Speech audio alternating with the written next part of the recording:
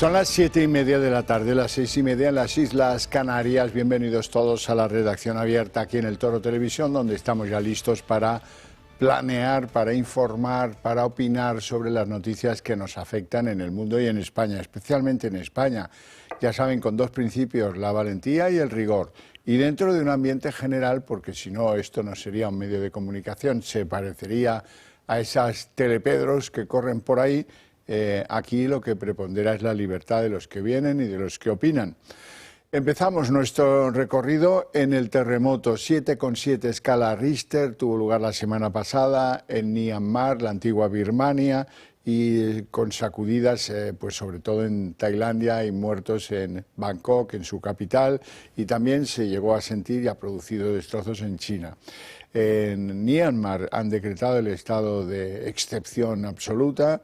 El balance de muertos es de 1.600, el de heridos es absolutamente escalofriante y bueno, pues todas las imágenes que llegan son de esfuerzos denodados por encontrar gente con vida, cada vez van salvando a menos, lo cual significa que se estabiliza el número de muertos y el número de heridos, lo cual pues bueno, al final nos dará pie para hacer una valoración más definitiva.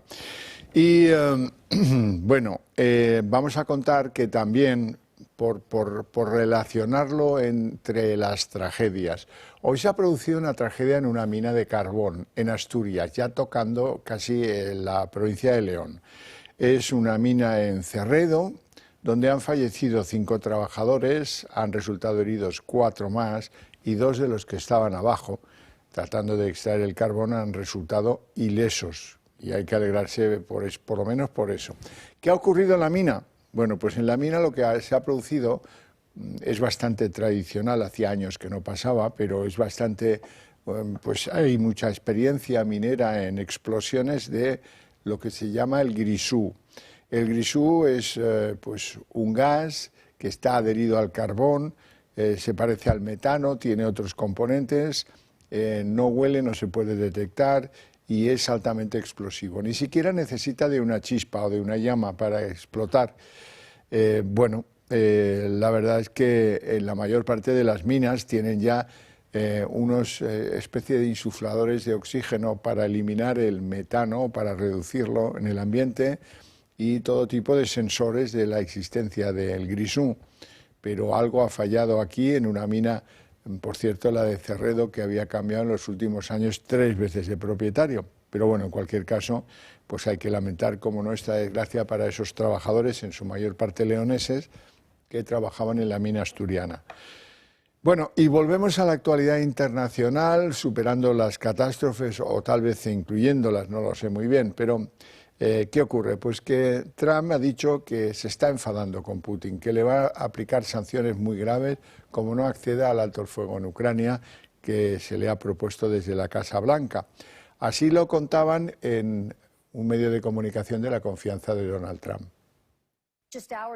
Hace unas horas el presidente Trump me ha llamado para decirme que está, y cito, cabreado con el presidente Putin. Ha amenazado con poner aranceles secundarios al petróleo ruso, y cito, si Rusia y yo somos incapaces de llegar a un acuerdo para detener el derramamiento de sangre en Ucrania, y si creo que es culpa de Rusia, que quizá no lo es, pero si creo que es culpa de Rusia, pondré aranceles secundarios a todo el petróleo que salga de Rusia. El presidente me dijo, y cito, que estaba cabreado, enfadado cuando Putin comenzó a criticar la credibilidad de Zelensky y comenzó a hablar de un nuevo liderazgo en Ucrania.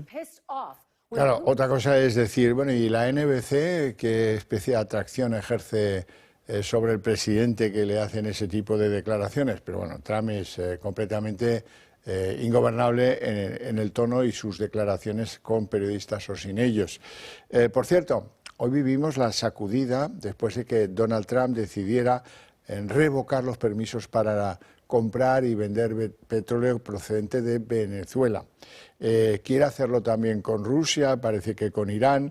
La cuestión es que han descubierto en la Casa Blanca que una de las mejores maneras para debilitar a los enemigos tradicionales, Venezuela por Maduro y sus medidas antidemocráticas, Irán ya saben que porque no se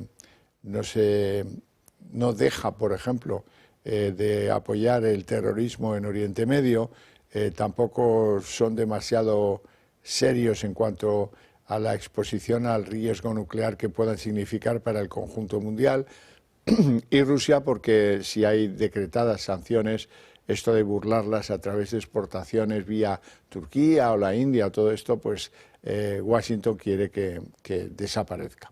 En el caso de la revocación de la autorización para comerciar con petróleo venezolano, tiene una afectación específica sobre la compañía española Repsol. Aproximadamente tiene riesgos en Venezuela de 500 millones de euros. Sus directivos dicen que, bueno, que ellos lo que más compran en Venezuela es gas más que petróleo, pero no creo que le falte mucho a Trump para decretar el mismo arancel sobre el gas que el que ha decretado sobre el petróleo, y sobre todo las prohibiciones de comerciar con él si proviene de Venezuela, en este caso, que es el que más nos afecta, o por lo menos el que estamos más cercanos. Y en el trasunto de lo que es la historia española reciente, quiero que vean imágenes del Valle de los Caídos después de los últimos acuerdos del gobierno con el Vaticano. Es una enorme cola que se formó este domingo de gente que quiere apoyar a los benedictinos, que quiere apoyar a que siga sacralizada la basílica y que quiere apoyar pues que se mantenga el Valle de los Caídos como tal. Cola y una asistencia que no esperaba a nadie, porque bueno, pues hay mucha gente que está interesada, que quiere que el valle se siga pues manteniendo como está y que no está de acuerdo con los planes del gobierno, que aunque algunos no son oficiales, son más que confesados.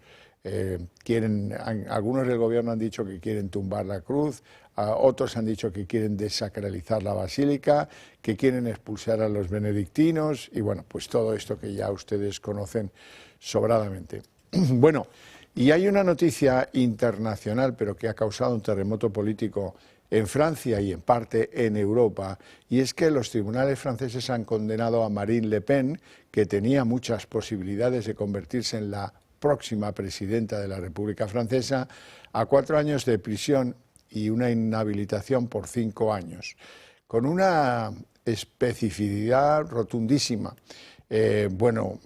Puede cumplir parte de la condena con una especie de brazalete electrónico y todas estas cosas, pero sobre todo, aunque apele la sentencia, aunque presente recurso, eso no le va a servir en política para volver a estar activa, con lo cual se va a perder las próximas presidenciales, según parece. ¿Por qué se la condena? Bueno, se la considera culpable junto a 8 eurodiputados de su formación política por haber malversado fondos de la Unión Europea por un total de 2,9 millones de euros. A ella se le imputan directamente haber malversado 474.000, y ustedes se preguntarán por qué. Bueno, pues según dice la sentencia, porque incluyó a su secretario personal y a su guardaespaldas como si fueran asesores en el Parlamento Europeo, lo cual considera la justicia que es penalti y expulsión, y así lo han considerado.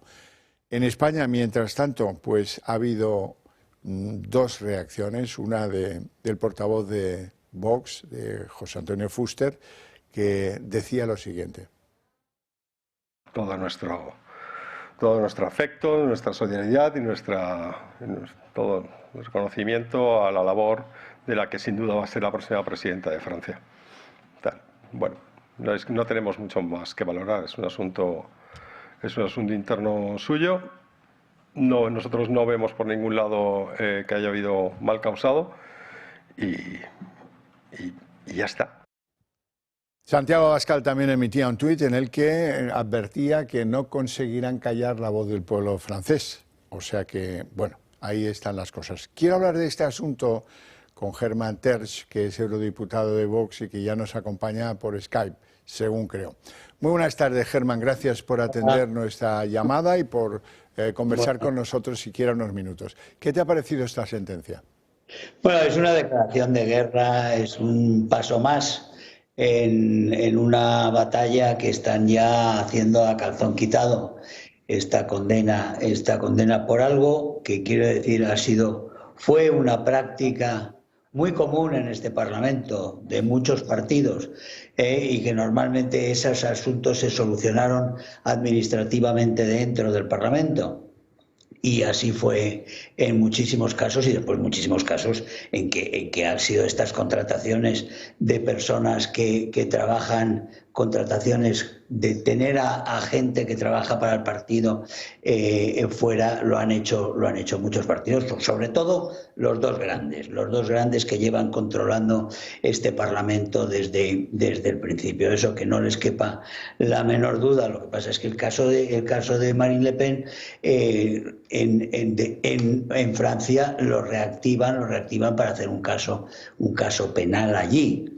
Y entonces eso, quiere decir, unas cosas que normalmente son cosas de Bruselas y del Parlamento Europeo, se lo llevan a Francia para neutralizar a Le Pen, y es un caso más, como el caso que se montó con Salvini, como son otra serie de casos que hay, y en este momento están en pánico. La mayoría que ha gobernado Europa y que está abusando de Europa y que está empobreciendo Europa y que nos está haciendo menos libres, han perdido ya toda vergüenza y están utilizando todos los métodos posibles para acosar y para neutralizar a quienes consideran que son la amenaza para su monopolio de poder, y para una vía en Europa que nos está llevando por donde nos está llevando, de socialismo, de ingeniería social, de centralización, de destrucción de las soberanías y en general de una inmigración colosal. Es decir, todo aquello a lo que nos oponemos desde patriotas y otras fuerzas también conservadoras, es lo que ellos están haciendo, realizando, persiguiendo, y de lo que se están beneficiando. Y por eso en este momento ya han roto todo disimulo, van a calzón quitado. Es realmente lo de Rumanía repetido en Francia, que es mucho, quizá más dramático, pero aquí lo tenemos. Van a salir en los próximos días las decenas de casos que ha habido, como este o mucho peores, en el sentido de contratación, de que ha tenido a gente contratada en el Parlamento que ha estado haciendo actividades en sus países. De eso se trata, no se trata de otra cosa. Y en este caso se cargan las tintas presentándolo como un caso de malversación de esos dramáticos, cuando en realidad, como digo, son casos de contrataciones irregulares que hizo mucha gente en este Parlamento y que pasaron en el 95% impunes, y en otros casos se corrigieron sin mayores trasfondos. Fillon, el candidato y que iba a ser ministro de Justicia precisamente de Macron, si no me equivoco, dimitió porque tenía contratado a su mujer en una situación parecida. En absoluto fue condenado a ningún tipo de pena de cárcel, y en absoluto recibió una inhabilitación de nada. O sea que esos son los casos que tenemos que ir viendo para ver realmente cómo estamos ante un brutal caso de acoso en toda Europa. Que esto no se queda en Le Pen. Van a intentar neutralizar a todos los partidos nacionales. Como digo, están en pánico. Germán, ¿qué posibilidades ves tú al partido de Le Pen de recuperar el tono y de fortalecerse de cara a las presidenciales sin la lideresa? Yo creo que esto es una ruptura de cartas. Hay que exigir primero un recurso, y que el recurso posibilite primero que todas las medidas preventivas se esperen a que se lea el recurso. Habiendo un recurso y prevaleciendo, por tanto, un proceso abierto, no tiene ningún sentido esta humillación, esta operación política de humillación, de hacerle llevar una pulsera o una tobillera en su casa, en un arresto domiciliario, y dicen que la inhabilitación sigue pese a que no se ha visto el recurso. Son cosas absolutamente inauditas y que van contra todo concepto de justicia, y esto es una operación para neutralizar a Marine Le Pen que es escandalosa, y por eso hay que exigirle también, y sin otra de las opciones es realmente una movilización para que Macron anule con un indulto este disparate, porque si no, Francia realmente se va a poner en gran parte de Francia se va a poner en pie de guerra. Desde el punto de vista de patriotas en el Parlamento Europeo, ¿tenéis pensado algo? Para nosotros es una declaración de guerra. Están rompiendo todas las reglas democráticas. Lo que han hecho en Alemania, haciendo una reforma constitucional con un parlamento que ya había sido superado cuando ya había sido elegido otro parlamento en el que no había mayoría para hacer esa reforma constitucional. Una reforma constitucional brutal, que incluye términos ideológicos dentro de la Constitución, como la neutralidad climática, pero que además permite una deuda gigantesca que se va a utilizar para que se sirvan realmente los partidos del sistema, se sirvan de ello como un auténtico autoservicio. Casi el billón de euros que quiere movilizar, este apaño que están haciendo Merz con los socialistas y los verdes, que al final va a ser un programa socialista y verde como el que ha fracasado con el gobierno anterior y que hizo adelantar las elecciones. No hay cambios prácticamente en lo que se está viendo en Alemania. El Partido Popular Alemán, es decir, la CDU, ha cedido en todo, ha roto todas sus promesas electorales de cambio. Y realmente se van a presentar con lo mismo. Estamos viendo lo que ha pasado en Rumanía. En Rumanía al ganador simplemente lo han inhabilitado, y a Le Pen la están inhabilitando precisamente porque tiene todas las de ganar. Y así estamos viendo cómo les están montando procesos rarísimos. A la propia Meloni le han montado un proceso con una deportación de un sirio, de un libio. A Salvini le pedían cárcel por secuestro, etcétera, etcétera. Gracias a Dios fue absuelto después, porque no se mantenía, era un auténtico disparate. Tenemos una serie de traficantes de inmigrantes financiados en parte por el gobierno español, también hay que decirlo. Tenemos a esos traficantes continuos llevando a cabo esta invasión incentivada en las costas mediterráneas, asumiendo todos los muertos que provocan ellos, generando con los traficantes esta demanda de venirse para Europa, y resulta que le pedían a él la cárcel que le pedían a Salvini. Eso se cayó, pero desde luego hay en este momento la voluntad de intentar arrinconar y acosar a todas las fuerzas nacionales, patriotas y soberanistas que están creciendo mientras ellos están menguando. Estamos viendo cómo está cayendo la CDU y el SPD todos los días desde las elecciones. Sí, con muchas defecciones. ¿Cómo sube la FD, ¿no? Es decir, que ellos están con un miedo cerval a perder ese monopolio de poder que han tenido, que han podido llevar a cabo esta delirante deriva izquierdista dentro de la Unión Europea y centralista, y están viendo, se sienten en peligro y son capaces de cualquier cosa. En este sentido, no se diferencian mucho de Sánchez, que sin duda es capaz de cualquier cosa para evitar que su impunidad acabe. Germán, muchísimas gracias por tus opiniones. Te mando un fuerte abrazo y te deseo una feliz tarde. Un saludo a todos. Hasta luego, un saludo. Bueno, y nos vamos con alguna noticia de carácter autonómico. Por ejemplo, el presidente aragonés hoy, Jorge Azcón, ha dicho que se abre a discutir con el resto de fuerzas políticas que le voten favorablemente los presupuestos generales de la Diputación de Aragón, con todas las fuerzas políticas. Eso significa pues que todas las fuerzas políticas son todas las fuerzas políticas.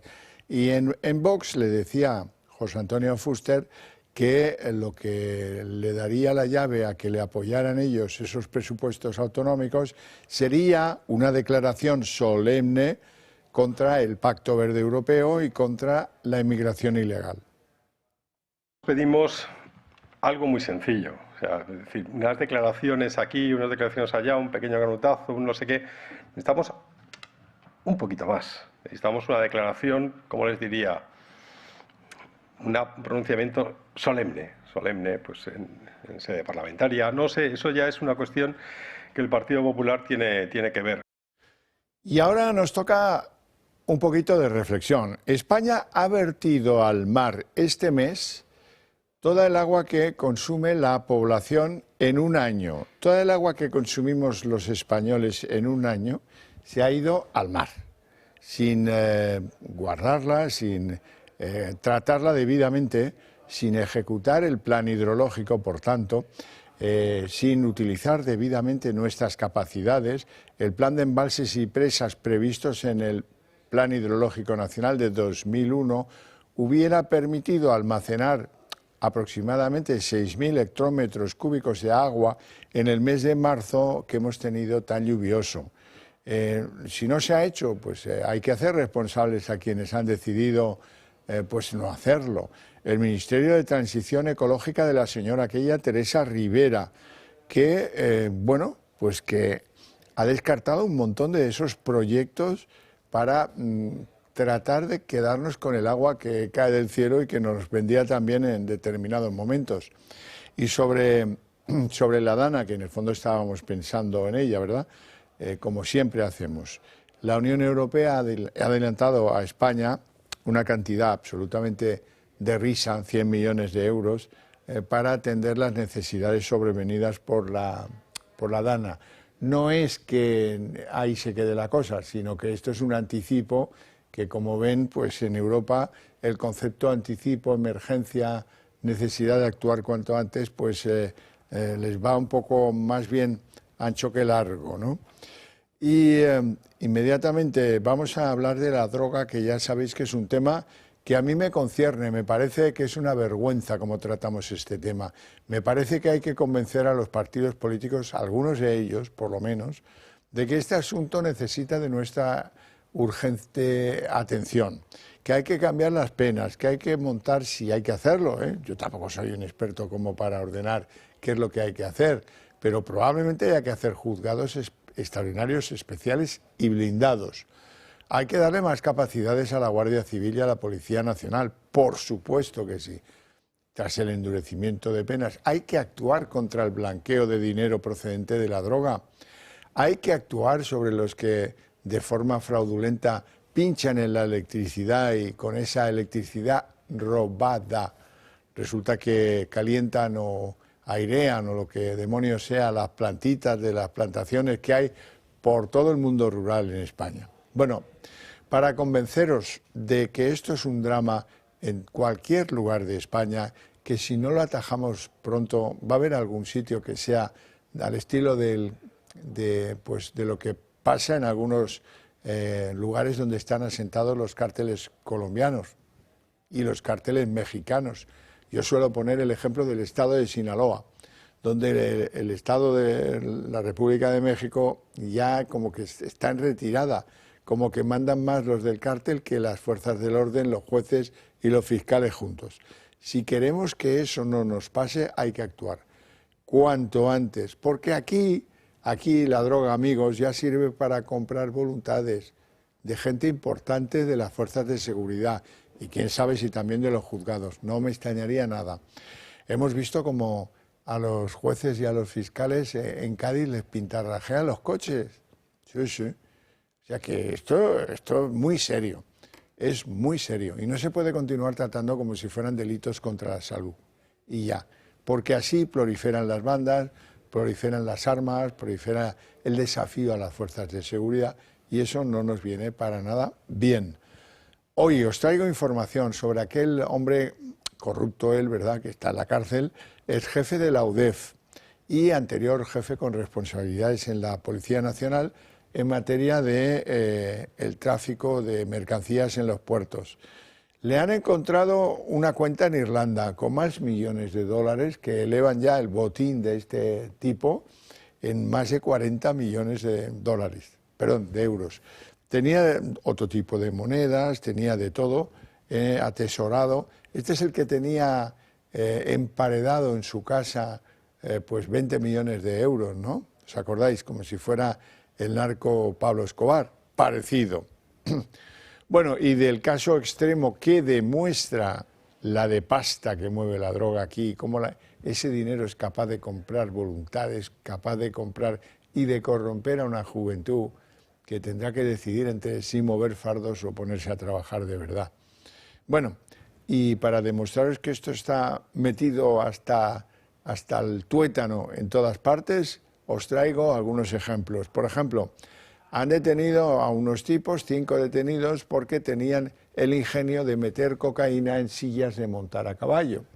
Y lo hacían bastante bien, o por lo menos eso creían ellos, porque las fuerzas de seguridad han podido ver que en esas sillas de montar lo que había eran paquetitos de cocaína, por valor de unos 600.000 euros. Lo organizaban desde Barcelona y el objetivo era llevarlo a la zona de Alcañiz, en Teruel.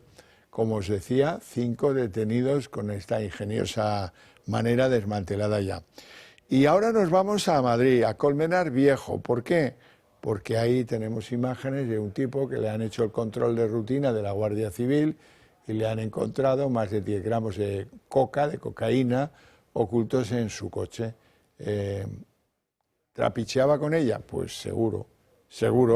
10 gramos de cocaína son bastante dinero y sobre todo bastante más de lo que un consumidor pues suele llevar encima.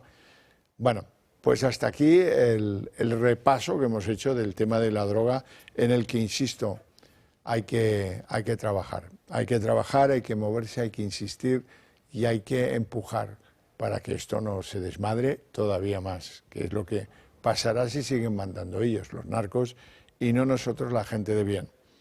Bueno, y en este punto quiero recordaros que si estáis convencidos de que la manera de hacer que las ideas que compartimos ustedes y nosotros lleguen, alcancen y de algún modo sean seguidas por más y más compatriotas, no estaría de más que contemplasen la idea, ya sé que lo hacen en su entorno particular, en las reuniones con amigos, con la familia y tal, seguro, todos lo hacemos, pero hay una manera más rápida, que es apoyar a esta casa que se brinda, se ofrece para ser su cadena de transmisión de esas ideas compartidas para que lleguen al último rincón donde haya españoles que quieran defender este país del disparate en el que estamos.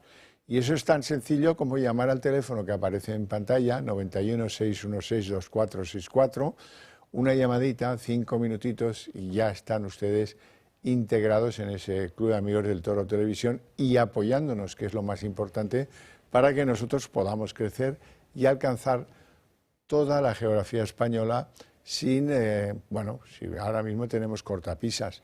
¿Nos pueden ver desde los medios de pago? Dice sí, pero claro, desde los que... ¿Cuántos millones de españoles no tienen medios de pago en casa y por lo tanto no pueden vernos? Eso es lo que queremos corregir con su ayuda. Así es que piénsenlo y si están de acuerdo conmigo, actúen. Yo se lo agradeceré eternamente. Nos vamos a ir a la publicidad y después abriremos la mesa de análisis político.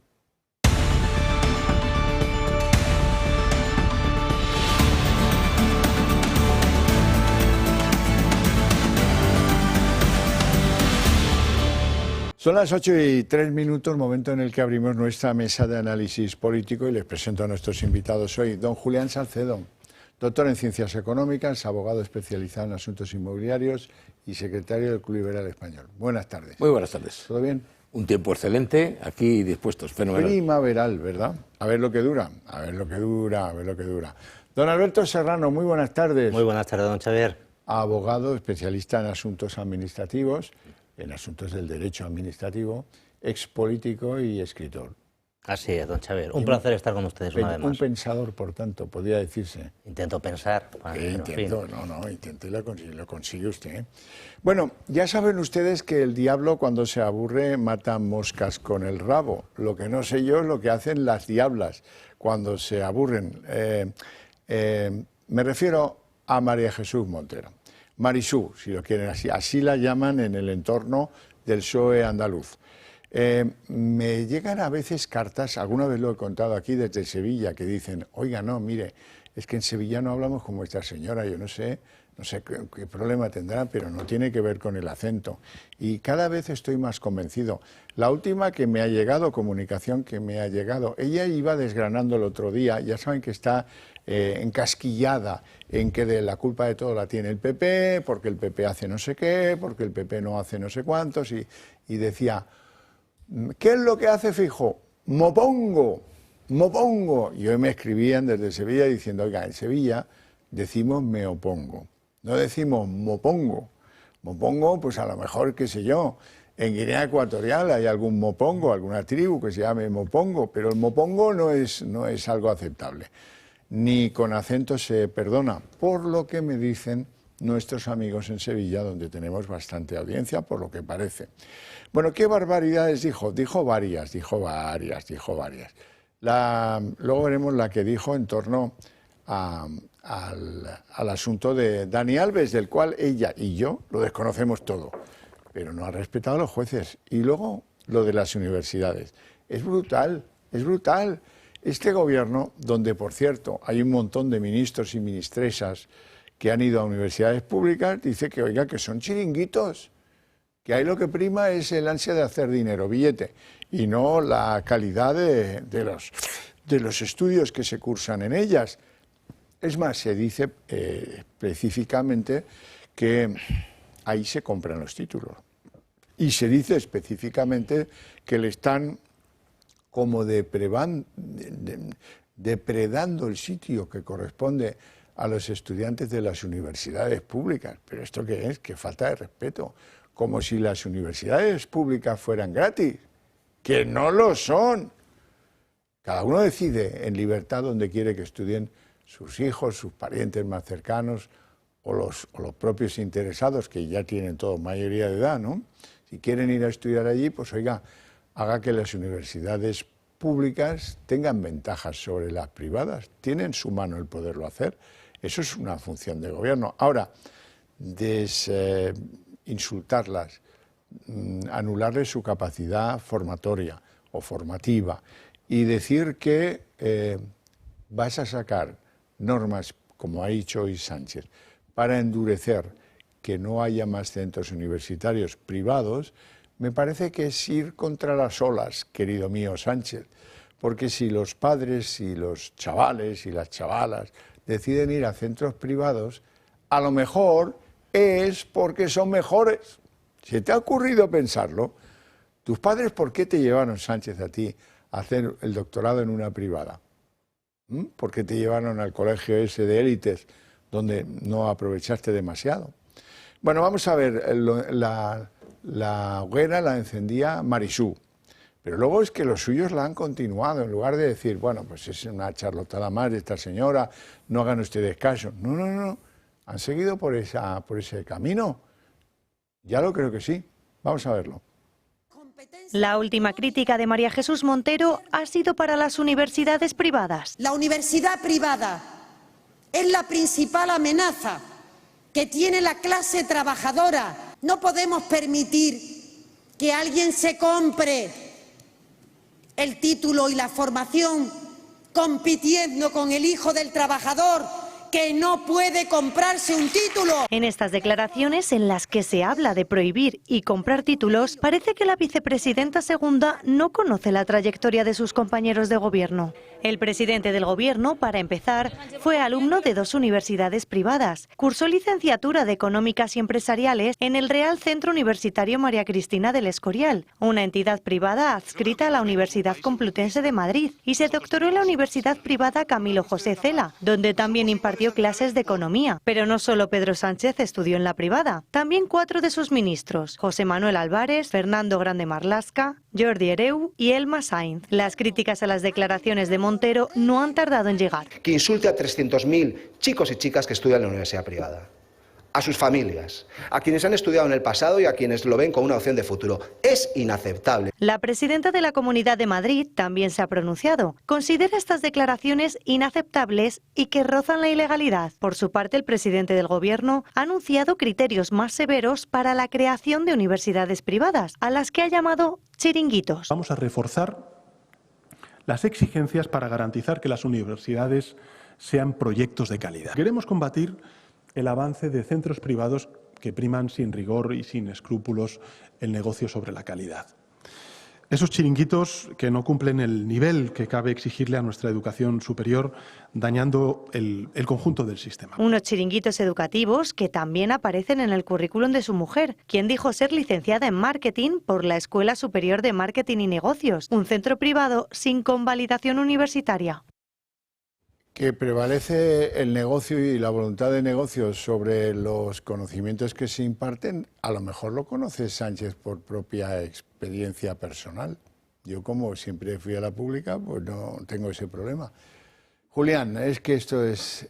¿qué batalla ideológica quieren dar estos ahora? Sí, es lamentable porque lo peor que puede ocurrir es estas descalificaciones genéricas, porque se meten a todos en el mismo saco, ¿no? Estas universidades privadas, estos chiringuitos que hay, como descalifican a los jueces o como descalifican a los tabloides digitales, ¿no? Vamos a ver, algunos, entre los que me cuento, hemos tenido la posibilidad, la fortuna de dar clase en la universidad pública y en la universidad privada. Yo también. En universidades públicas y en universidades privadas. Y yo tengo que decir, no quiero poner a unas por encima de otras, podemos decir que en la universidad pública hay más alumnos por clase, el ratio es mayor que en algunas de las privadas, pero salvo esos matices... Eso también afecta a la calidad, ¿eh? Claro, claro. Salvo esos matices que pueden ser, las universidades privadas están al mejor de los niveles, no solo de las universidades españolas, sino de las europeas y del mundo, ¿no? Si es que cantidad de alumnos quieren venir a estudiar a las universidades españolas, no porque se lo regalen el título, ni muchísimo menos, sino precisamente por la calidad y, digamos, la solvencia que les acredita tener un título de estas universidades. Yo lo he experimentado fuera de España, en Sudamérica, donde saben que voy. Allí, además del título propio que dan, quieren tener un título de una universidad, aun sea de Navarra o de cualquier otra, privadas, valen todas, porque efectivamente los alumnos consideran que es un plus, ¿no? Y bueno, ¿sabrá esta señora, por ejemplo, o el presidente, que dice que van a endurecer los requisitos de admisión que tienen la mayor parte de las universidades privadas? No todos los alumnos que quieren estudiar, ni pagando el precio que tienen, el que tengan en cada caso, no todos pueden acceder. Hay una selección primero por notas, de las que vienen de la EBAU y de las que vienen del bachillerato, y no pueden entrar todos. Pero es que además todas ellas tienen un examen de admisión posterior, con lo cual seleccionan a los alumnos y no pueden entrar todos. Esto es una realidad. Los que hemos estado en más de una universidad privada, además lo sabemos bien. Lo sabemos. Bueno, sobre todo hay que decir algo que ponía en su tuit Isabel Díaz Ayuso. Yo creo que hay que poner eso al frente de todo. Es un criterio de libertad. El que tú acudas a una universidad pública. Yo comprendo perfectamente que, visto lo que ha salido de la Complutense, pues haya muchos alumnos en Madrid que quieran irse a la privada, ¿sabes, Sánchez? Yo, Xavier, querría hacer 3 reflexiones. La primera es que una dirigente político no puede públicamente decir que en determinados sitios se cometen delitos y no denunciarlo. Esto es una presunta calumnia de libro, una imputación pública de un delito, porque lo que está diciendo ya sería un delito. Acuérdese, sin ir más lejos, lo que pasó con Cristina Cifuentes. Pues esto lo que dice ella es abiertamente un delito. Entonces, ¿ella es consciente de ello? ¿Conoce estos asuntos? Pues evidentemente debe denunciarlo de manera inmediata y perseguir este tipo de prácticas. Eso por un lado. Por otro lado, Xavier, quería comentar, no sé si habla la gente, pero la Ley Orgánica 2/2003, la Ley Orgánica de Universidades, que fue prácticamente las últimas leyes que sacó Pedro Sánchez en la anterior legislatura, y era una ley precisamente de universidades, tanto públicas como privadas. Bueno, pues se conoce que esa ley aprobada antes del verano de 2023 ya no le vale a este señor. Fíjense ustedes cómo legisla este señor, que una ley hecha por él mismo hace un año y pico no le vale y tiene que reformarla, según parece, porque quieren que endurecer los requisitos para el sector privado. Es una cosa absolutamente insólita, este hombre contradiciéndose a una ley suya de hace un año y medio. Y en esa ley tan maravillosa, fíjese usted, se consagraba el derecho al parón académico. Eso quiere decir, hacía antiguamente con una huelga, pero nosotros llamamos pellas. Es decir, que un alumno tiene derecho, lo consagra en esa ley maravillosa que ahora quiere reformar, a ir a clase o quedarse en el bar. Esa es la calidad educativa que le gusta a Pedro Sánchez. Y especialmente en relación con la educación pública, que es donde tiene que potenciarse este señor, pues tenemos lo que tenemos. En unas universidades públicas que no están en un ranking de excelencia a nivel mundial, están muy por debajo. Hay serias dudas en relación con determinados chiringuitos, el de su señora, pero hay otros muchos más que conocemos absolutamente todos en la universidad. Y luego yo, y para finalizar, quería también destacar lo que pasó la semana pasada, cuando Isabel Pérez Moñino trata de entrar en la Universidad de Políticas y la vicedecana o vicerrectora, no sé exactamente quién, le impiden pasar. Usted no puede pasar. ¿Por qué? Porque practica delitos de odio. Una representante de los ciudadanos. Ella o cualquier otro que quisiera pasar, estos señores no le dejan. Esa también es la excelencia que predica Pedro Sánchez. Ya me parece increíble que un rector, un decano, impida que se viertan ideas, mejores o peores, son legales, están en las instituciones, han sido votados. Se impide, se bloquea, se torpedea. Y bueno, esto es lo que tenía que luchar Pedro Sánchez contra estas situaciones. Lo peor, Alberto, es que detrás de eso hay un furibundo ataque político del quien busca argumentario donde la corrupción la ha llevado a no tener. Y ahora hay que inventar. Y en el invente pues está eso de decir no, porque compiten con los hijos de los obreros que no pueden pagarse. O sea que, vamos a ver, los hijos de los obreros, según la mente corta de la señora Montero, si pudieran también huirían a la universidad privada, ¿no? Vamos. No, es que los argumentos de Montero, de verdad que es que les dan la vuelta en segundos, ¿no? También existe El Mundo, Londres, Nueva York, etcétera, otras universidades, Sí, y también las quieren cerrar. Un comentario más, ¿no?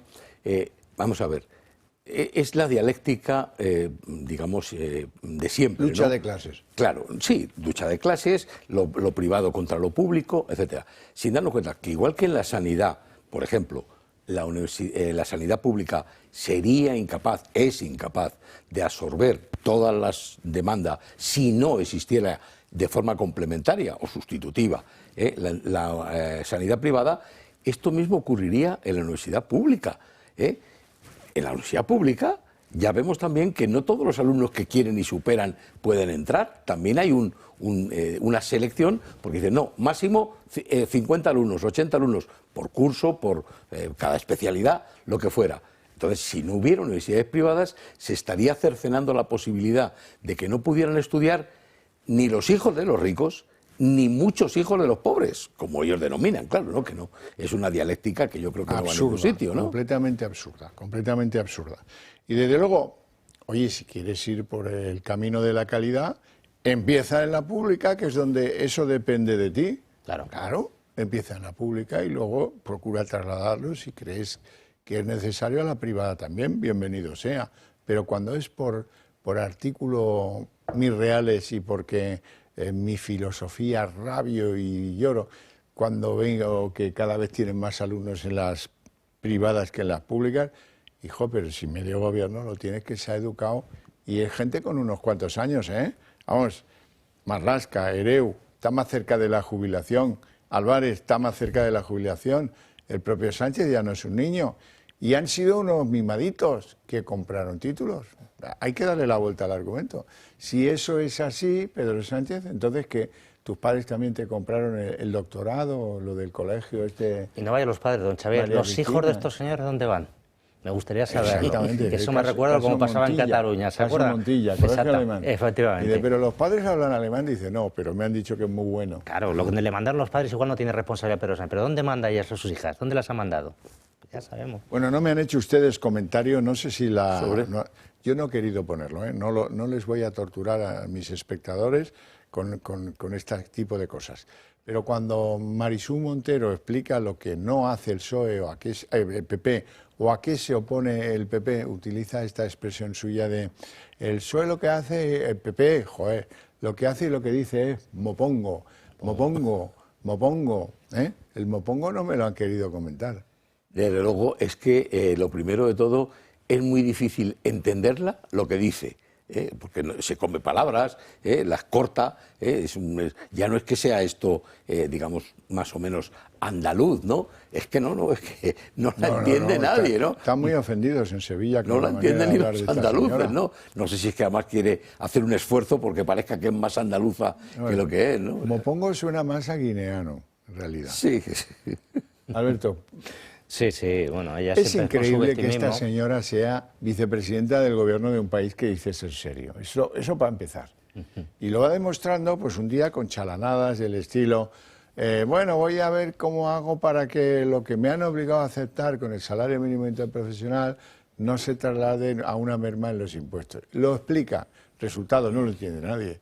La otra que lo explica, Yolanda Díaz, tampoco tiene ni idea de impuestos, con lo cual es una gran tristeza la que llevamos encima. Perdona que te he cortado. No, iba a insistir en lo que estamos comentando. Sí, que esta señora tiene un victimismo con el tema del lenguaje y demás y tal. Pero bueno, yo creo que ya al margen de la forma y tal, el importante es el argumento. Hemos comentado esa crítica demoledora sin venir a cuento con un sector que yo creo que cualquier país, digamos, lo tiene entre palmitas, que es el sector educativo, pues ya lo desprecia. ¿Por qué? Bueno, pues porque da por ahí para fomentar un cierto odio, resentimiento social, etcétera. También, no sé si vamos a comentar ahora lo de Dani Alves en idéntico sentido, vamos a comentarlo ahora. Ella, con ese afán de ponerse una medallita, es capaz de pisotear el Estado de Derecho, la presunción de inocencia, convirtiéndose en lo que yo llamo, que les da un poquito de rabia cuando lo pongo en Twitter, un negacionista de la ciencia jurídica. Pero claro, a ellos la ciencia le interesa en la medida que reafirma mis argumentos. Si no, no. Si no, no. O sea, son cientos de libros escritos, siglos de ciencia jurídica, no valen para nada, porque yo me opongo a todo eso. ¿Cómo opongo? Y si era Moro no valía Tomás, ¿no? Exactamente. Claro, Yo decía que no hay quien la entienda en las formas, en la forma en que habla, pero es que menos en el fondo, en lo que dice, ¿no? Pero ese es el problema, de verdad. Porque el acento puede ser absolutamente el que quieras. Claro. El problema es de fondo. Por ejemplo, no ya hablo de Alves, que bueno, yo entiendo que sus conocimientos jurídicos eran nulos, ¿no? Pero los económicos, el ministro de Hacienda, más o menos como los futbolísticos. El ministro de Hacienda con los impuestos, bueno, no hay más que ver todos los artículos que han salido en los medios de comunicación, digamos, explicando cómo funciona esto. El propio Juan Francisco Martín Seco, que fue secretario de Estado, hizo un buen artículo. Bueno, y luego otra cosa igual. Hablamos siempre que Pedro Sánchez que es socialista. No presenta los presupuestos, pero la que tiene que elaborarlos es ella. Algún día hablaremos sobre eso. ¿Se puede incumplir abiertamente la Constitución? No. ¿Esto es legal? ¿Cuál es la consecuencia jurídica de ello? Se lo voy a decir yo. Prevaricación. ¿Pueden incurrir en un delito de prevaricación por un incumplimiento flagrante de la Constitución? En la medida que no se prevean otras consecuencias jurídicas adicionales. Pero claro, se niegan abiertamente a cumplir la Constitución. Bueno, pues a lo mejor tienen que responder ahí cuando alguno los no lo sé, ya veremos. Vamos a hacer una pequeña pausa de publicidad, apenas 2 minutos. Enseguida estamos de vuelta y continuamos.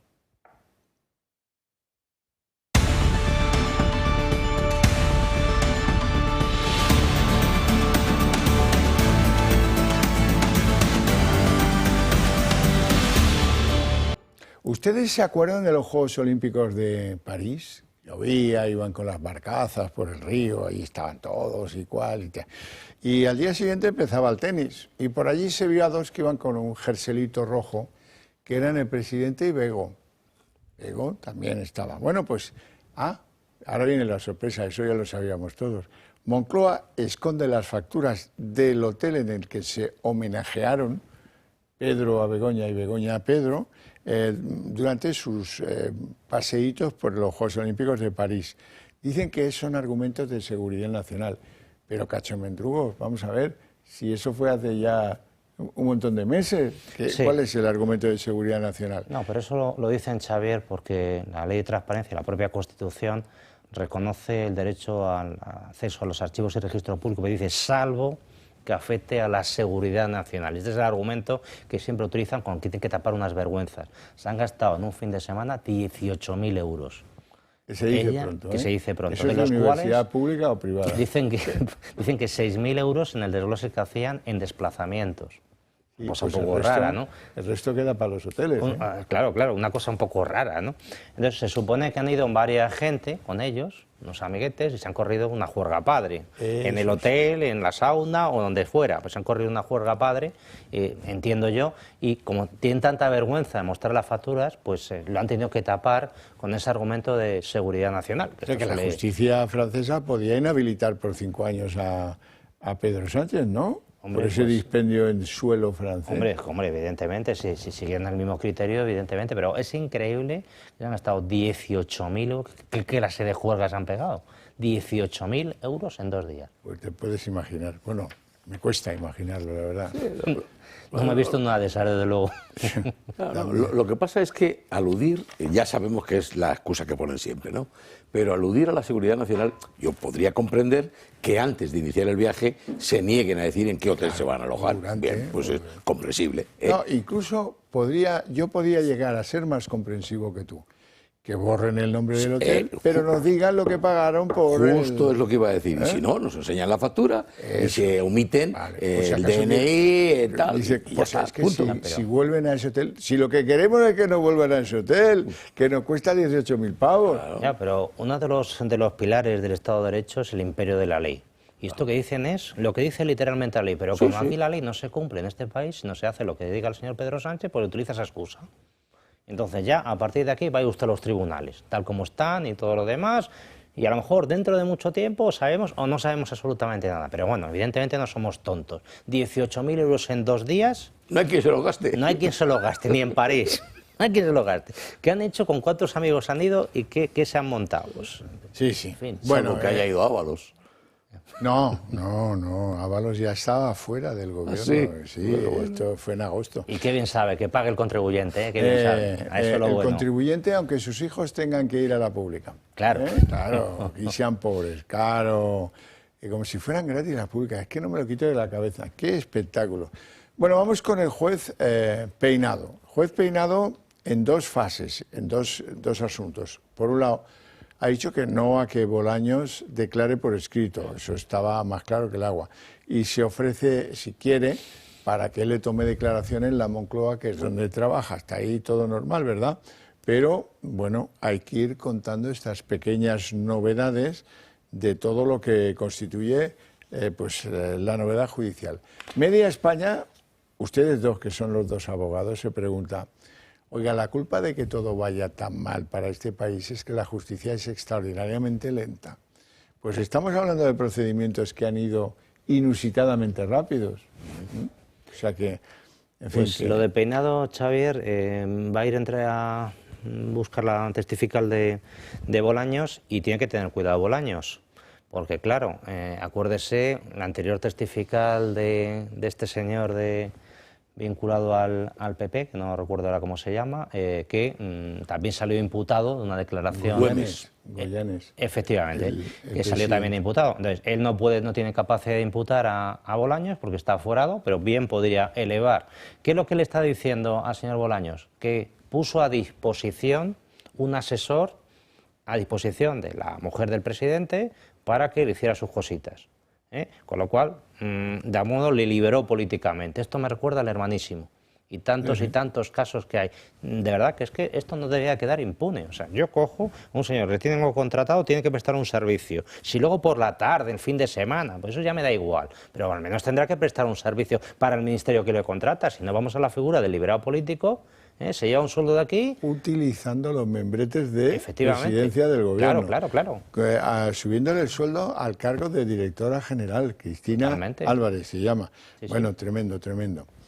Bueno, menos mal que ya tenemos un antecedente cuando fue a tomarle declaración al propio presidente de gobierno, aunque este rehusara, por los motivos que conocemos, prestar declaración, pero efectivamente es una facultad del juez instructor. También es verdad que también es una posibilidad que tienen los ministros, el presidente, etcétera, que es o que le tomen declaración por escrito o prestar declaración, verbal, ¿no? El juez ha decidido que ya lo dijo además en el caso de Sánchez, es muy importante lo que dice, cómo lo dice, etcétera, ¿no? Por tanto, normal. Y como efectivamente tiene la facultad de no ir a prestar declaración al juzgado, sino que le tomen declaración en su despacho, pues el juez ha tomado esa decisión. Y hoy hemos conocido algo más, si me lo permite, que puede ser casi una anécdota, ¿no? Pero lo dice el juez. Y a ver si no me hacen esperar como la otra vez, ¿no? Porque la otra vez parece ser que le hicieron allí esperar hasta que se hartaron y dijeron, a ver si se cansa. Y se va, claro, no se cansó y se quedó, ¿no? Y no, a ver si esta vez, por favor, me habilitan que pueda recibirme pronto, ¿no? Bueno, vamos a Cándido Conde Pumpido, al presidente del Tribunal Constitucional, porque le ha dado una espuela al asunto de la amnistía. Ha decidido que la semana próxima empiece a trabajar un grupo llamado de trabajo, ya veremos, ¿no? Porque aquí el resultado final ya sabemos cuál va a ser, pero bueno, van a tener que simular que trabajan.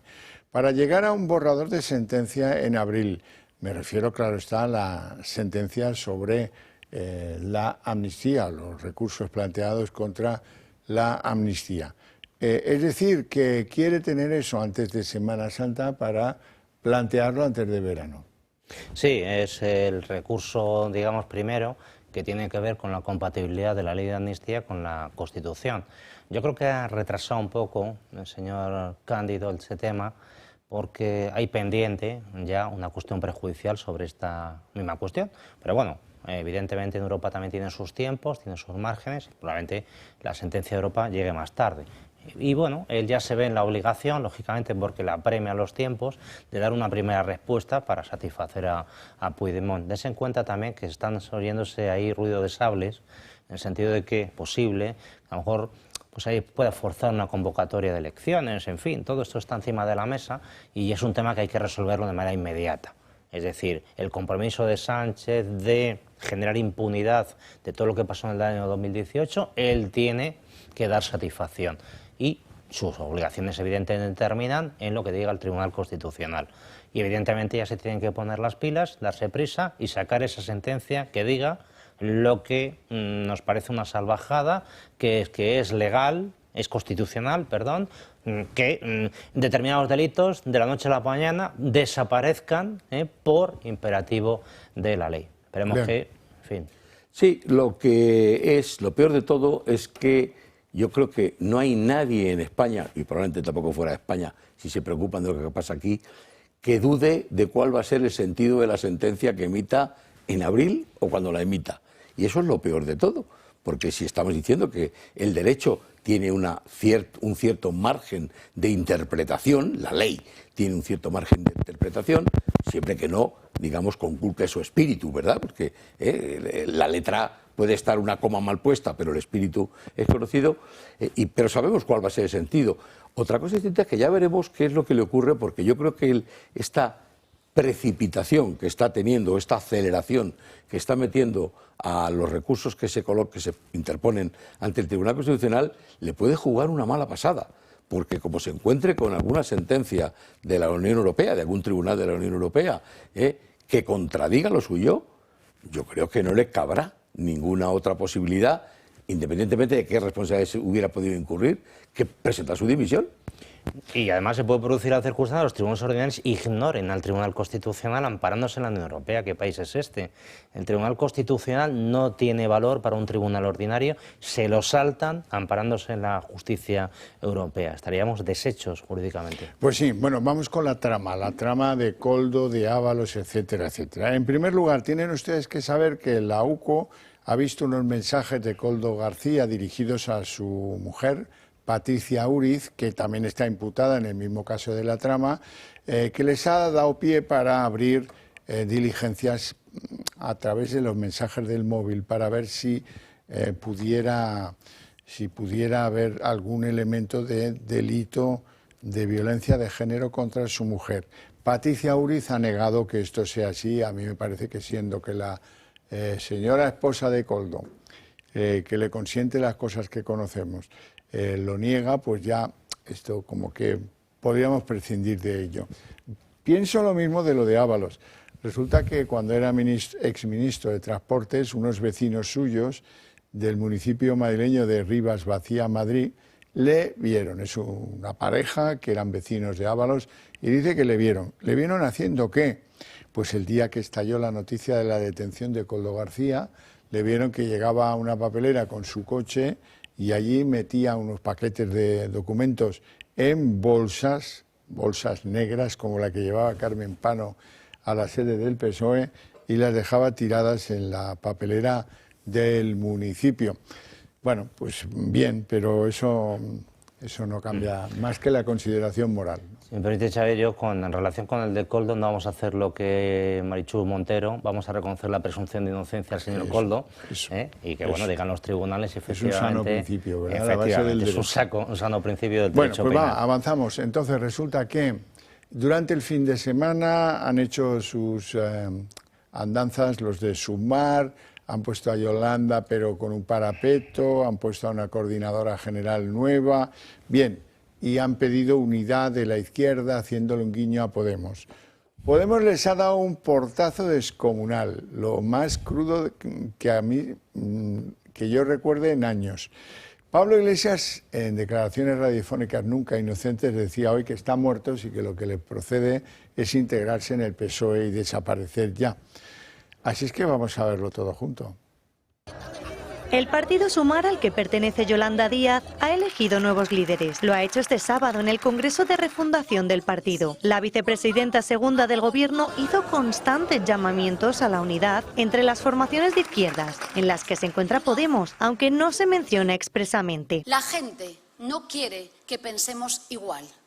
Somos maravillosas, siendo más verdes, más feministas, más pacifistas, más laboristas, más diversas, más comprensivas, pero la gente lo que quiere es que caminemos juntas. También habló de acuerdos y coaliciones la nueva coordinadora de Movimiento Sumar, Lara Hernández. El tiempo del partido único se acabó.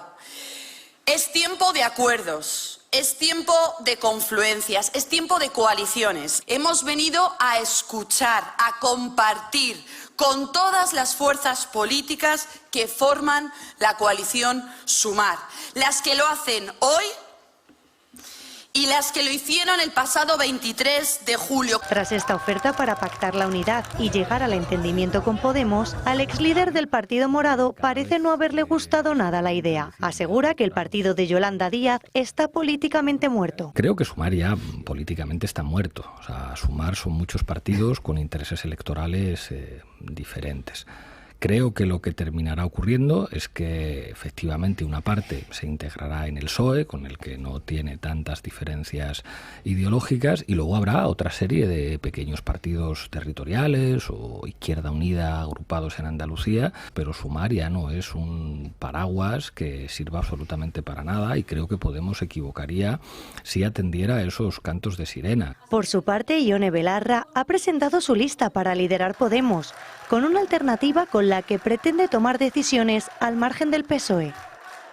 ¿Queréis hacer algún comentario o las generales del derecho? No, sí, también ha dicho Pablo Iglesias una cosa que coincido con él, que dice, bueno, ¿qué prisa tiene esta gente? No decimos que va a haber elecciones dentro de 2 años. ¿Cuál es la prisa? A lo mejor saben algo que no sabemos nosotros. Pero bueno, en cualquier caso, ya ha dicho también Sumar que no se va a presentar en aquellas provincias en las cuales no tiene ninguna posibilidad. Por tanto, se amarillea de cara al PSOE, que es la línea de lo que está diciendo Pablo Iglesias. Y en ese sentido, pues la pugna entre ellos va a ser pues muy interesante. Pero yo creo que al final yo apostaría por Pablo Iglesias como que se impusiera en su liderazgo, pero bueno, va a tener muchos enemigos, a ver qué pasa. Desde luego, Sumar está en la práctica integrado ya en el PSOE, ¿no? Por lo que acabo de decir, ya ha decidido que no se va a presentar en determinados sitios precisamente para beneficiar al PSOE, porque así no dividen los esfuerzos, ¿no? Yo también creo que Sumar está políticamente muerto.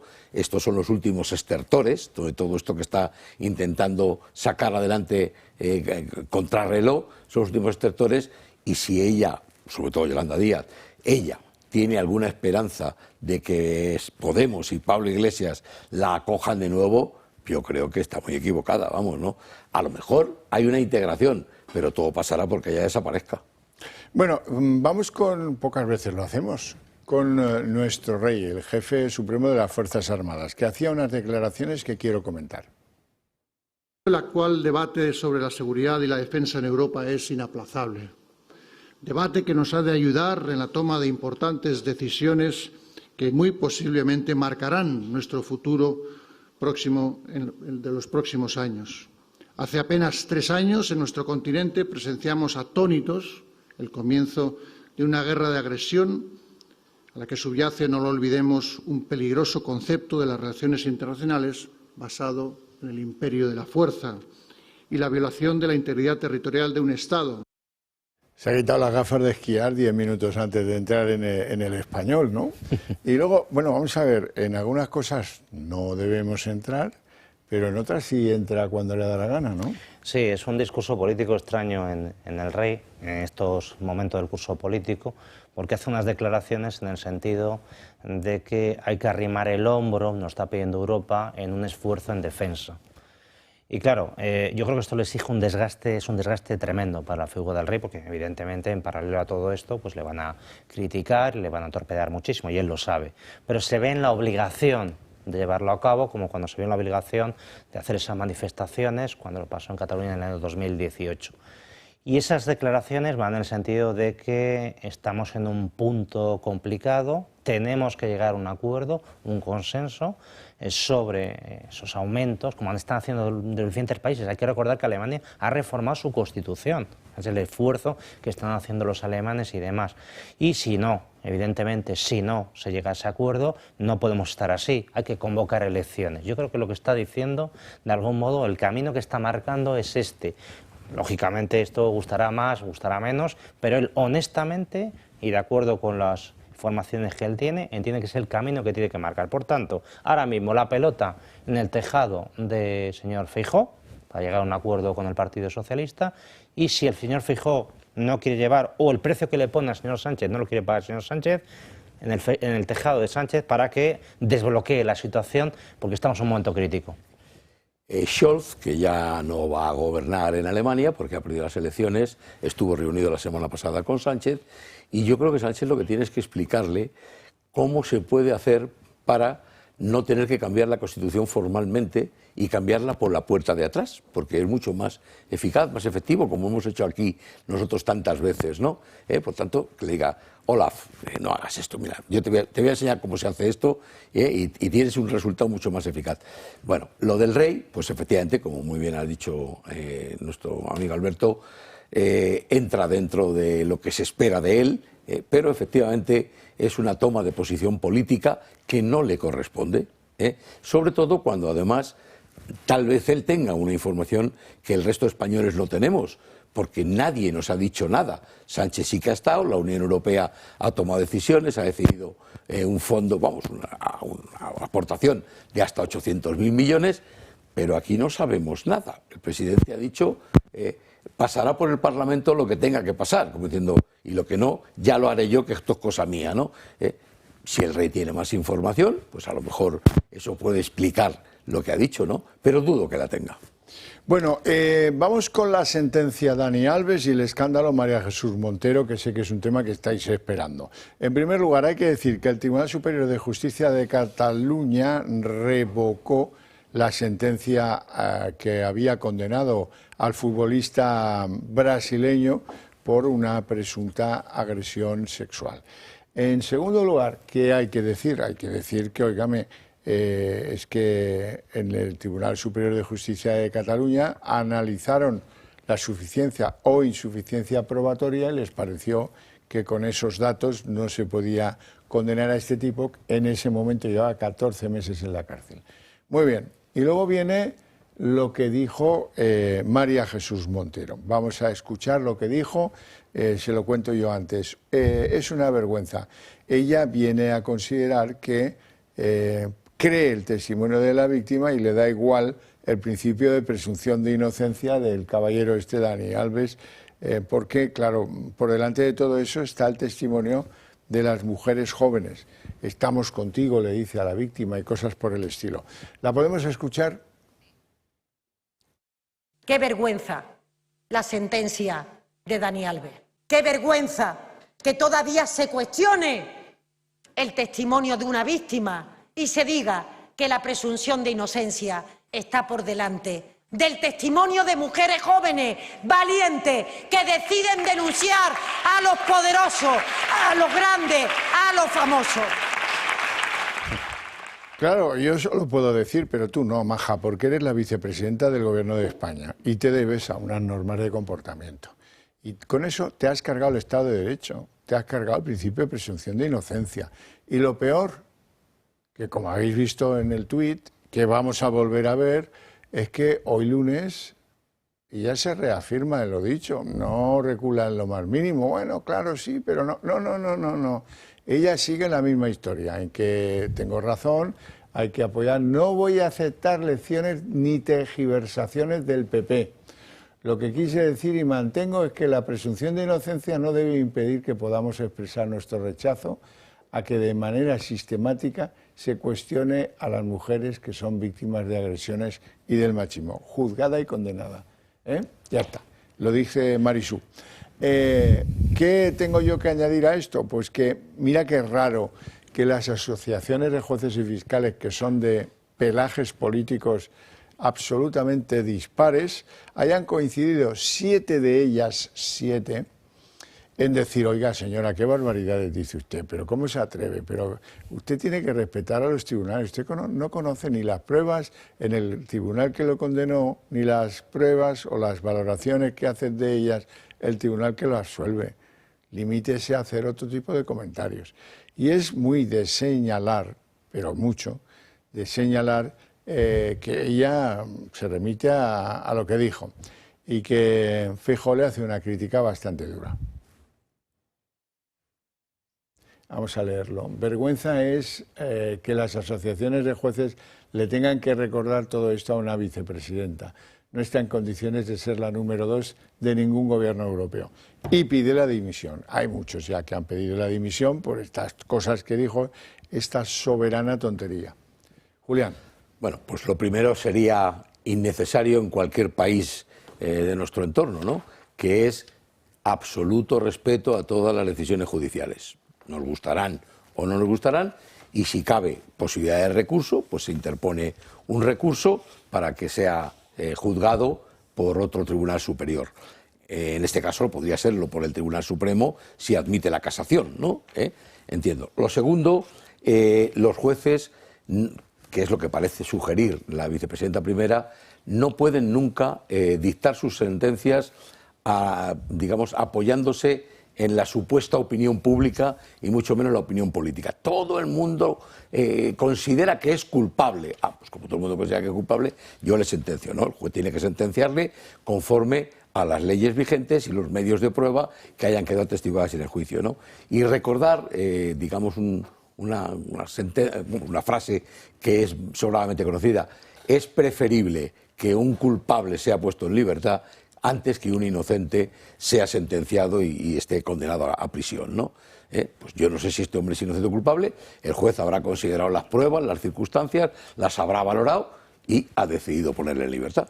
Sin duda, lo que dices, Julián, eso viene del derecho romano y fue consagrado en el siglo XVIII por un gran jurista, Cesare Beccaria, un jurista milanés, yo creo, de los más internacionales que hay en el mundo del derecho. Pero lo que pasa es que estamos en una ola, por así decirlo, de negacionismo de la ciencia jurídica.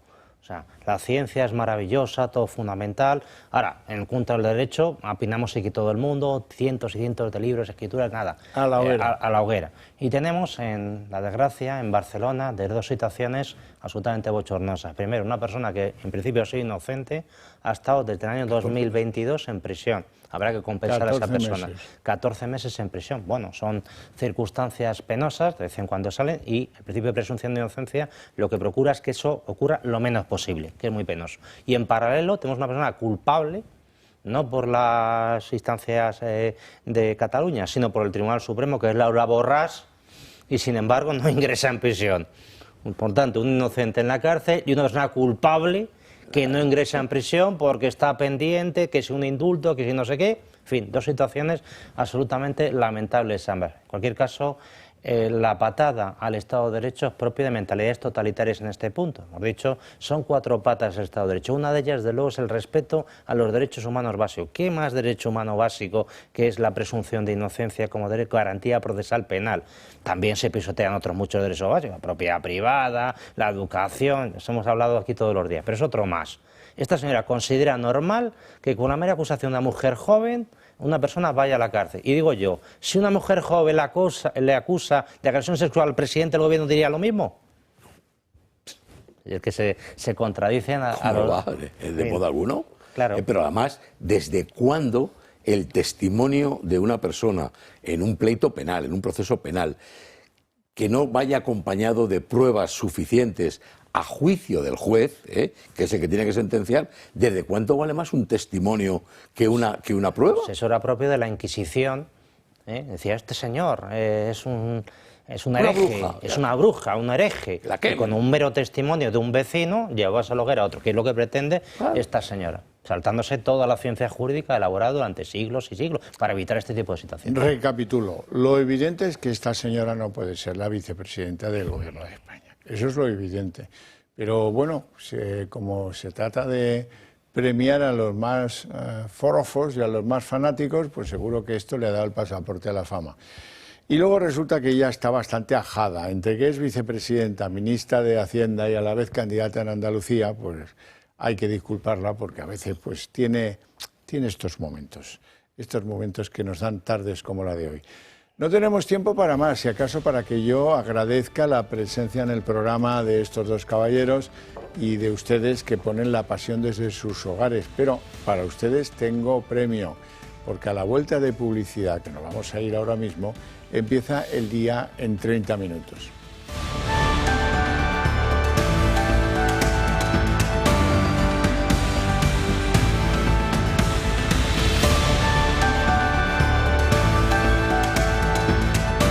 El día en 30 minutos. Rabieta ideológica del gobierno, esta vez contra las universidades privadas. Lo primero, desprestigiarlas. Son, a partir de ahora, en su visión del mundo, unos chiringuitos donde prevalece el interés por el dinero al interés por la formación de los alumnos. Ese es el planteamiento que exhiben hoy. Dicen que en las privadas se compran títulos y además eso no lo pueden hacer los pobres. Hay demagogia pura y absoluta. Y por cierto que las universidades públicas no son gratuitas en nuestro país. Además, como si no fuera la elección de los alumnos y de sus familias la que tenga que prevalecer en un mundo libre. Sánchez ha aprovechado la ocasión para anunciar un plan que endurezca los requerimientos que van a tener los nuevos centros universitarios privados.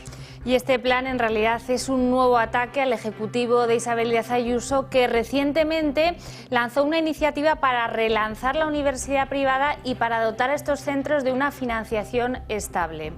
Un plan, por cierto, que nace totalmente desacreditado. El propio Pedro Sánchez estudió y se doctoró en uno de estos centros privados que ahora repudia. Y ojo, porque 4 de sus ministros también lo hicieron. El ministro Jordi Hereu, Elma Sainz, Álvarez y Fernando Grande Marlaska tampoco han pasado por la pública. La última crítica de María Jesús Montero ha sido para las universidades privadas. La universidad privada es la principal amenaza que tiene la clase trabajadora. No podemos permitir que alguien se compre el título y la formación compitiendo con el hijo del trabajador que no puede comprarse un título. En estas declaraciones, en las que se habla de prohibir y comprar títulos, parece que la vicepresidenta segunda no conoce la trayectoria de sus compañeros de gobierno. El presidente del gobierno, para empezar, fue alumno de 2 universidades privadas. Cursó licenciatura de Económicas y Empresariales en el Real Centro Universitario María Cristina del Escorial, una entidad privada adscrita a la Universidad Complutense de Madrid, y se doctoró en la Universidad Privada Camilo José Cela, donde también impartió clases de economía. Pero no solo Pedro Sánchez estudió en la privada, también 4 de sus ministros, José Manuel Álvarez, Fernando Grande Marlaska, Jordi Hereu y Elma Sainz. Las críticas a las declaraciones de Montero no han tardado en llegar. Que insulte a 300.000 chicos y chicas que estudian en la universidad privada. a sus familias, a quienes han estudiado en el pasado y a quienes lo ven como una opción de futuro. Es inaceptable. La presidenta de la Comunidad de Madrid también se ha pronunciado. Considera estas declaraciones inaceptables y que rozan la ilegalidad. Por su parte, el presidente del Gobierno ha anunciado criterios más severos para la creación de universidades privadas, a las que ha llamado chiringuitos. Vamos a reforzar las exigencias para garantizar que las universidades sean proyectos de calidad. Queremos combatir el avance de centros privados que priman sin rigor y sin escrúpulos el negocio sobre la calidad. Esos chiringuitos que no cumplen el nivel que cabe exigirle a nuestra educación superior, dañando el conjunto del sistema. Unos chiringuitos educativos que también aparecen en el currículum de su mujer, quien dijo ser licenciada en marketing por la Escuela Superior de Marketing y Negocios, un centro privado sin convalidación universitaria.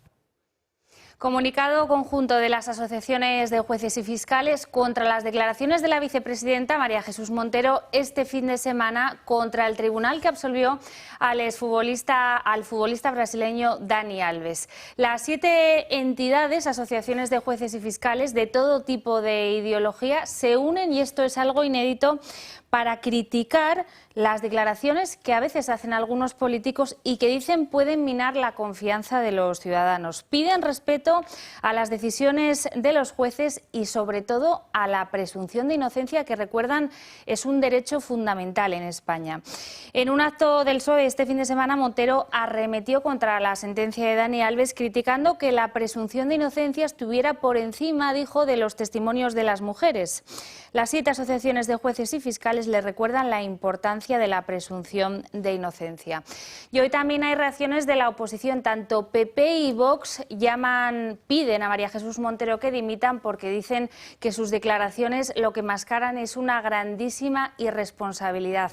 Están viendo en pantalla el tuit que puso esta mañana Alberto Núñez Feijóo, donde asegura que María Jesús Montero no es digna de ser la número 2 de ningún gobierno europeo.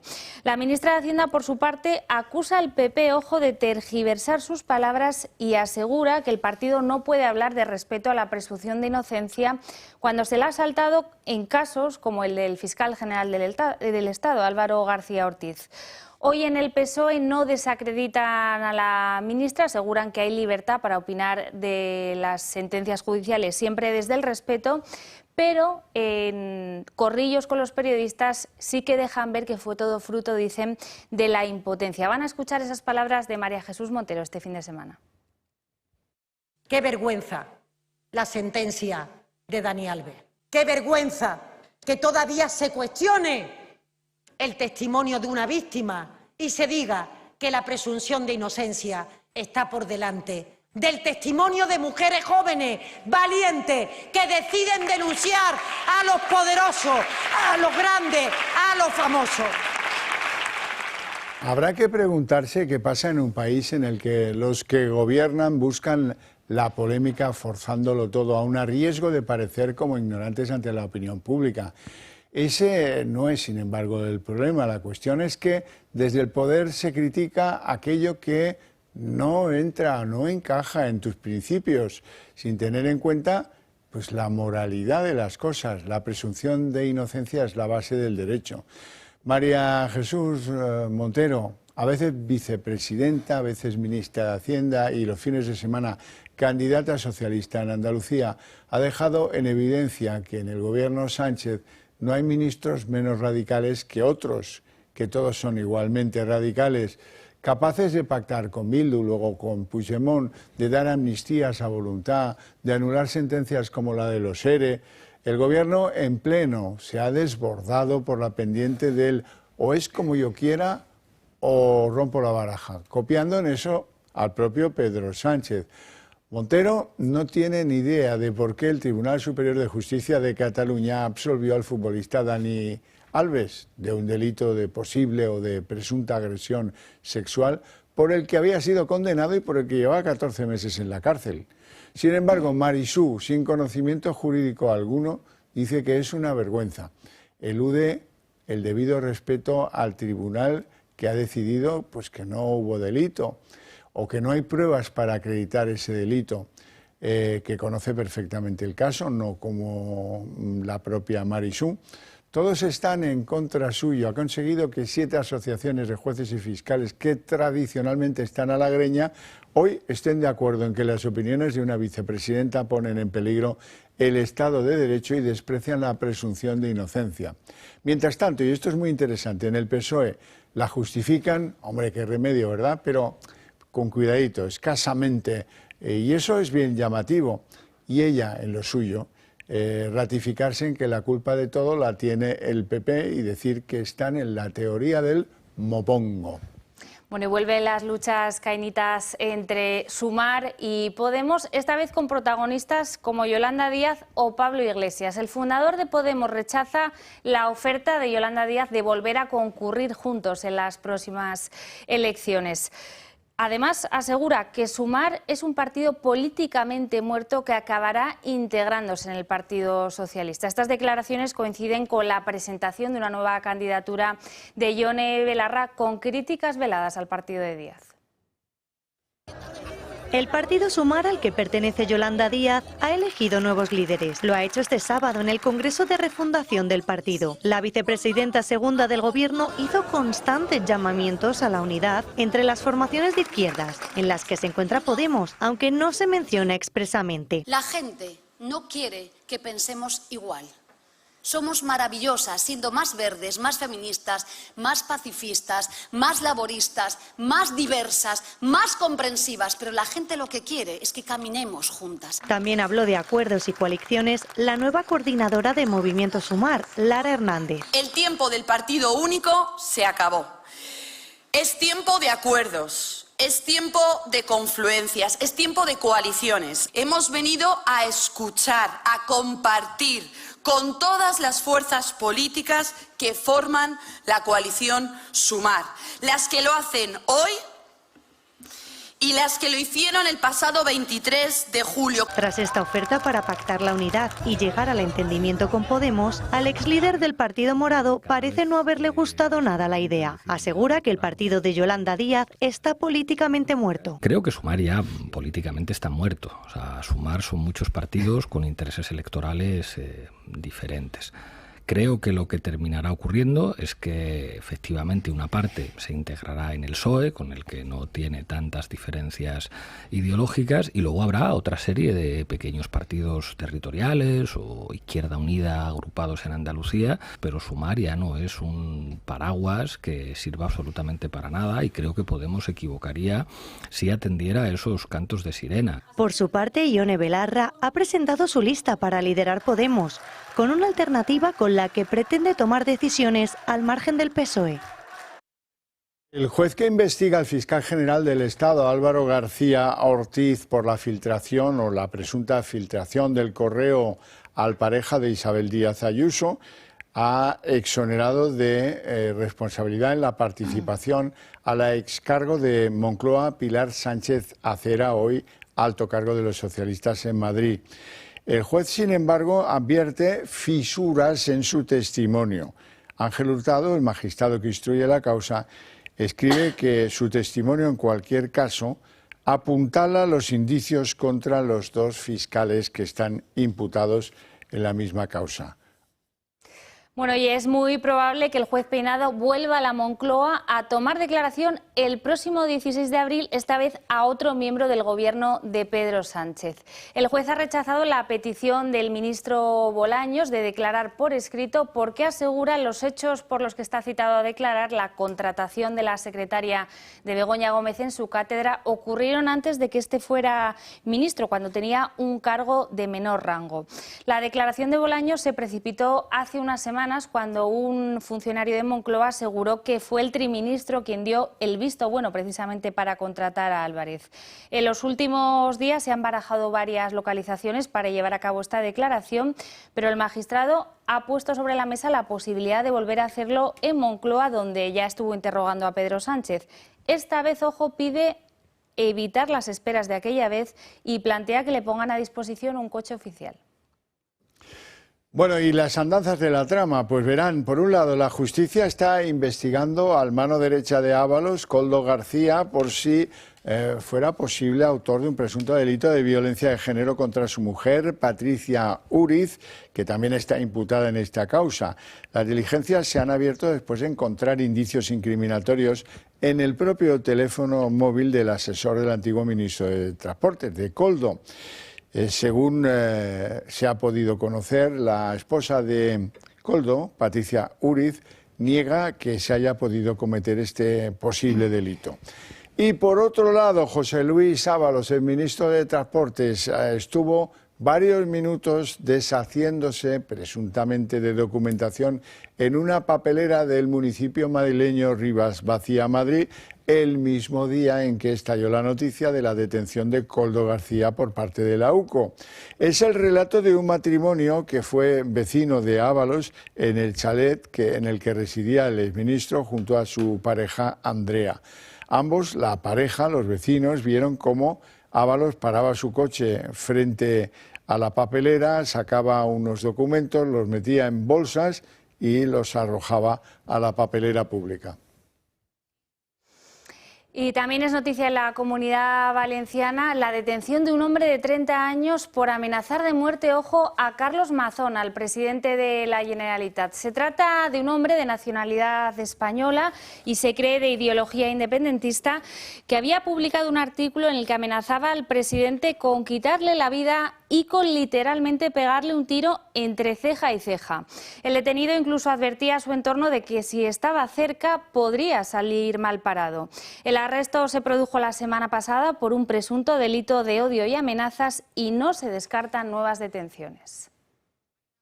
Y en la página internacional, varapalo judicial mayúsculo para Marine Le Pen, la líder de Agrupación Nacional, ha sido condenada a 4 años de cárcel y 5 de inhabilitación por malversar 3 millones de euros de fondos del Parlamento Europeo para su partido. Esto trunca su carrera política, ya que implica que no va a poder presentarse a las presidenciales de 2027, una fecha que ella había marcado como su último intento de llegar al Elíseo. La sentencia además tendrá un efecto inmediato al llevar incorporada la ejecución provisional que reclamaba el fiscal sin esperar a la resolución de un recurso de apelación. Otros 8 miembros de su partido han sido también condenados. Desde España, el líder de Vox, Santiago Abascal, asegura que no conseguirán callar al pueblo francés. Y además quedan menos de 48 horas para el 2 de abril, fecha de entrada en vigor de los aranceles estadounidenses que, atención, el propio Trump ha bautizado como el Día de la Liberación.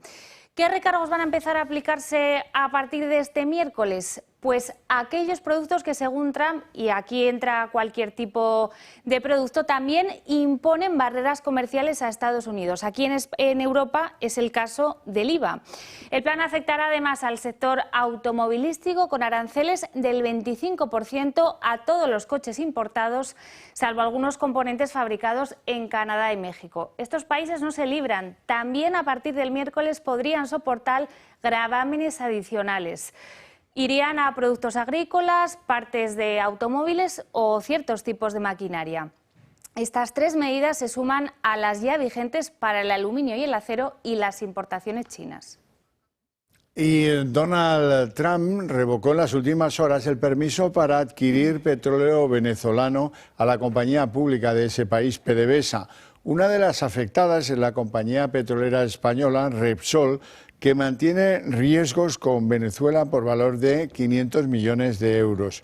Su consejero delegado, Yosuyonis Maz, explicaba hoy que Repsol, sobre todo, lo que hace es comprar gas en Venezuela y que ellos van a tratar de mantenerse como clientes de ese país.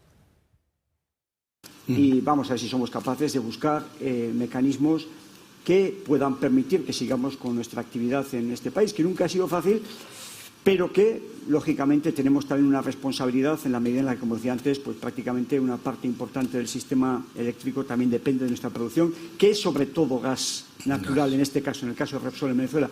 Tenemos una pequeña producción de petróleo, pero el 85% de nuestra producción es gas natural. Y tragedia en Degaña, en Asturias, donde la explosión dentro de una mina ha acabado con la vida de 5 personas y herido gravemente a 4. Ha ocurrido en la mina de Cerredo, una antigua mina de carbón que ahora tenía permiso para extraer grafito. En su interior trabajaban 11 personas, solo una de ellas ha resultado ilesa. De todos los trabajadores, 5, como les decimos, han perdido la vida. Eran varones de entre 32 y 54 años y se da la casualidad de que todos eran naturales de León, localidad que hoy también guarda luto por estas personas. 4 se encuentran en estos momentos heridas de gravedad por quemaduras en la cara. La principal hipótesis en estos momentos es una explosión de gas grisú en la 3ª planta de la mina. De momento no hay ninguna hipótesis cerrada y las autoridades seguirán actualizando todo lo que vayamos sabiendo de esa investigación. El grisú es un elemento terrible de la minería. Hace muchos años que no tenemos accidentes en las minas, pero ha causado innumerables muertes. Fundamentalmente es metano y otros gases que son muy explosivos, que pueden producir explosiones, que no son detectables, no huelen y que tampoco reaccionan si les cae una chispa o si se prende alguna cosa cerca de ellos. Explotan cuando quieren y siempre que explotan pues causan dolor en las minas.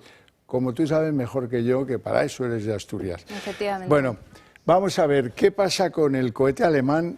Este es un cohete un poco fiable, ¿eh?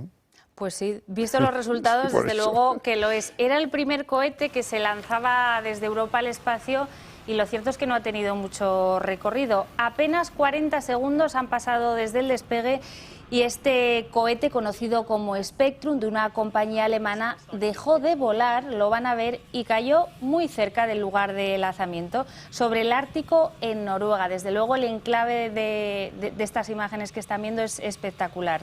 Lo bueno es que no hubo que lamentar daños personales. La compañía, ojo, lo califica a horcajo de éxito. Bueno, sí, aquí, mira, todo está permitido. No les ha dado tiempo ni a fotografiarlo en el aire. Bueno, hasta aquí el día en 30 minutos. Les deseamos una feliz noche a todos, especialmente a todos los que continúen con la señal del Toro Televisión. Y les dejamos con En Dos Continentes. Hasta mañana.